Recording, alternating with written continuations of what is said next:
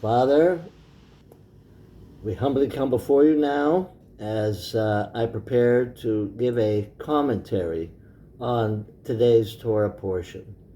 Lord, as I always say, I pray that this word would pierce the hearts of those that hear it. And Lord, that they would learn from it and grow from it. Lord, sometimes we have a difficulty in understanding exactly what you want us to hear. But Lord, today's not that day. Today, Lord, you're going to open up the hearts and the minds of each and every person who is online right now.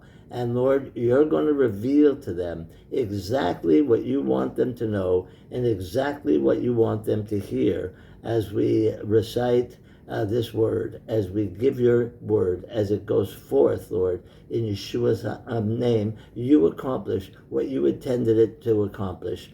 Amen and amen. All right, I'm going to be reading in the book of Numbers, chapter 16. I'm going to read verse 6 through 7. Numbers 16, 6 through 7. Do this. Take censers, Korah, and all your company. Put fire in them and put incense in them before the Lord tomorrow. And it shall be that the man whom the Lord chooses is the Holy One. You take too much upon yourselves, you sons of Levi.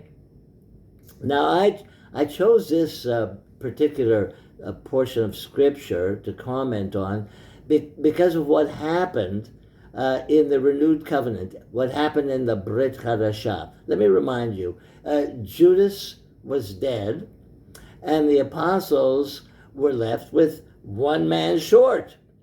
Now, why they thought they needed to be 12 instead of just 11 is kind of a mystery. Yes, Yeshua had originally chosen 12 men, but both he and his apostles knew that one was chosen specifically to betray him. So why would this deceiver need to be replaced? Let's read John 6, verse 7. Yeshua answered them, have not I have chosen you 12, and one is the devil? So Judas was a deceiver. He was chosen for that purpose. So why would he have to be replaced? See, the apostles certainly could have gone on with just being 11, but for some reason, they felt it necessary to replace Judas. Now, Peter took it from the book of Psalms that they needed to replace. Now, why did they feel that? Was it because there were 12 tribes of Israel? Therefore, they thought there needed to be 12 apostles? Was it because that it is just what they wanted to do, or because they were prompted to choose another apostle by the Holy Spirit? You know, I really don't know what motivated them to choose another apostle. But let's take a look at the book of Acts. Acts chapter 1, verse 23. And they put forward 2 men, Joseph and Barnabas, who was also called Justus, and Matthias. Joseph called Barnabas, who was also called Justus, and Matthias. And they prayed and said, you, Lord, who know the hearts of all men, show us which one of these 2 you have chosen to occupy this ministry and apostleship from which Judas turned aside to go to his own place. And they drew lots for them, and the lot fell on Matthias, and he was numbered with the 11 apostles.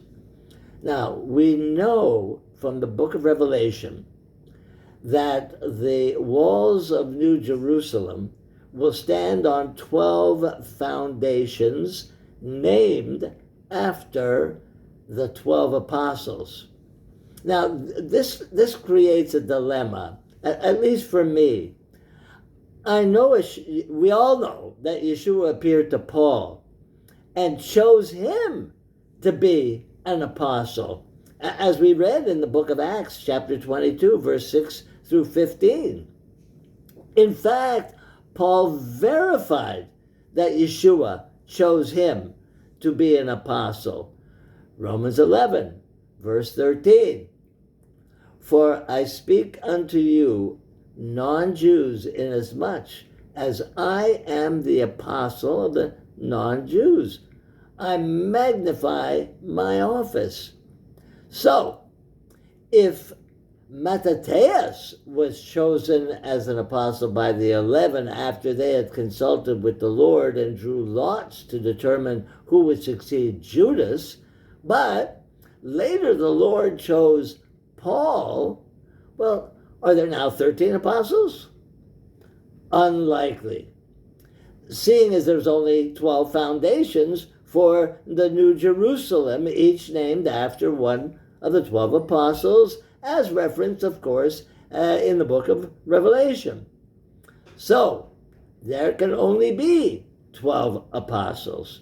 Now, some have tried to explain this away by saying that Mattathias was martyred either in Judah or in Ethiopia. Well, if that were the case, then how come the apostles didn't replace James, who was also martyred? You know, I don't want to overstep any boundaries and suggest that the apostles went ahead of themselves and the Lord in replacing Judas with Mattathias. I don't want to suggest that, but it may seem like it. Then again, they were given the authority to bind and to loose. However, the authority to bind and to loose, taken in its proper context, is related, I believe, only to the writing of the renewed covenant. They could bind and they could loose, so they had the authority to write the new covenant. Therefore, considering that there can be only 12 apostles, and Yeshua chose Paul, was the choice of Mattathias not valid? So this highlights the significance of our scripture passage from this week, which says, "It shall be that the man whom the Lord chooses is the Holy One." So it's not up to us to do the choosing of the leaders, nor can we appoint ourselves or someone else to positions of leadership. It is the Lord that does the choosing. So, I guess we all have something to look forward to when we enter the New Jerusalem and see whose name is written on the 12th foundation. Glory to God. Father, we praise you and glorify you, magnify and exalt you. We lift you on high, dear God, in all the earth. There is none like you, Lord. And so, Father, we just release this understanding to you. And Lord, we look forward to New Jerusalem. We look forward to entering this holy city. And we thank you, Lord. We thank you for your word. We thank you, Lord, for what you have accomplished here through your word.